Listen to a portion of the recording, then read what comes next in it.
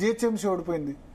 తర్వాత గ్రాడ్యుయేట్ ఈ ఓటముల తర్వాత బాగా గట్టిగా తీసుకొని నాగార్జున సాగర్ కానీ ప్లస్ గ్రాడ్యుయేట్ కానీ చాలా గట్టిగా ఫైట్ చేసి గెలిచారు. మళ్ళీ హుజరాబాద్ ఓడిపోయినారు. ఓడిపోయిన తర్వాత మళ్ళీ గట్టిగా తీసుకొని మునుగోడు గెలిచారు. సో లాస్ట్ ఎన్నిక మునుగోడు గెలిచారు, చాలా మంది ఇన్ఛార్జ్ పెట్టి. సో కాంగ్రెస్ కూడా అట్లా లైట్ గా తీసుకోవద్దు ఎలక్షన్ కూడా, ఓనర్షిప్ తీసుకోవాలి దీన్ని. ఇప్పుడు నా ఉద్దేశం ఏంటంటే ఇది రేవంత్ రెడ్డి వైఫల్యం అని అయితే నేను అన్ను. ఎమ్మెల్యేల వైఫల్యం, క్యాడర్ వైఫల్యం, ఓనర్షిప్ తీసుకోవడం వైఫల్యం. ఎమ్మెల్యేలు, ఎంపీలు, క్యాడర్. ప్రధానికి రేవంత్ రెడ్డి ఏం చేస్తాడు? కరెక్ట్ కదా.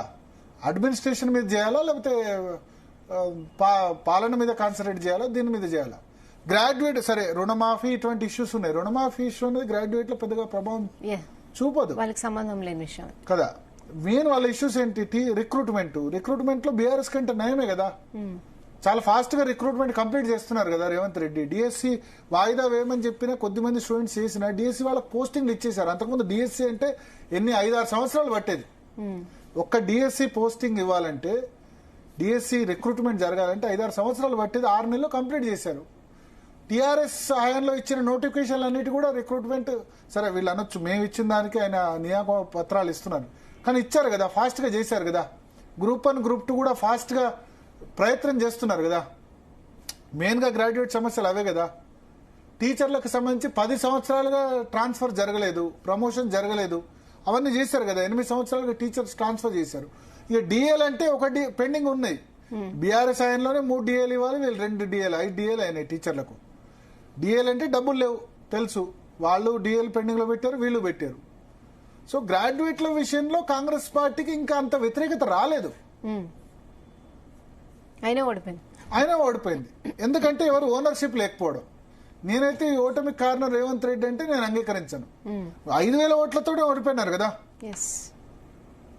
దీనికి కారణం ఆ పార్టీ నియోజకవర్గ ఇన్ఛార్జీలు, ఆ పార్టీ ఎమ్మెల్యేలు, ఆ పార్టీ క్యాడర్. అవతల బీజేపీ క్యాడర్ మరి వాళ్ళ మీద 10-12 సంవత్సరాలు దేశంలో ఉంది, వాళ్ళకు వ్యతిరేకత ఉంది కదా. పైగా బీఆర్ఎస్ క్యాండిడేటే పెట్టలేదు. ప్రసన్న హరికృష్ణకు 63,000 ఓట్లు పడ్డాయంటే కాంగ్రెస్ ఓట్లు పడ్డట్టు కదా. మీరు కొంచెం మోటివేట్ చేస్తుంటే ప్రసన్న హరికృష్ణకు కాకుండా అది కాంగ్రెస్ పడి ఉంటే కదా. 63,000 ఓట్లు ఎక్కడి నుంచి వచ్చాయి? ఒక టీఆర్ఎస్ అయినా కదా. పోనీ మనకు ఆల్ఫోర్స్ నరేందర్ రెడ్డికి ఫస్ట్ ప్రయారిటీ వేసి సెకండ్ ప్రయారిటీ ప్రసన్న హరికృష్ణకు వేయండి అని రిక్వెస్ట్ చేస్తే అయిపోయేది.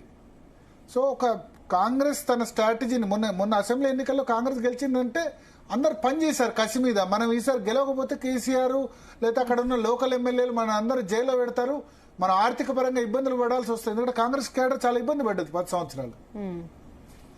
ఆ విధమైన టెంపర్మెంట్ నాకు కనబడలేదు.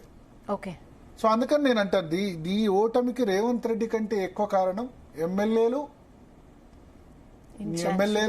ఇన్ఛార్జీలు, ఓడిపోయిన ఇన్ఛార్జీలు, ఎంపీలు.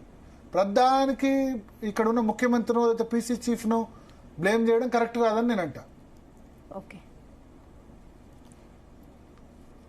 ఓకే భరత్.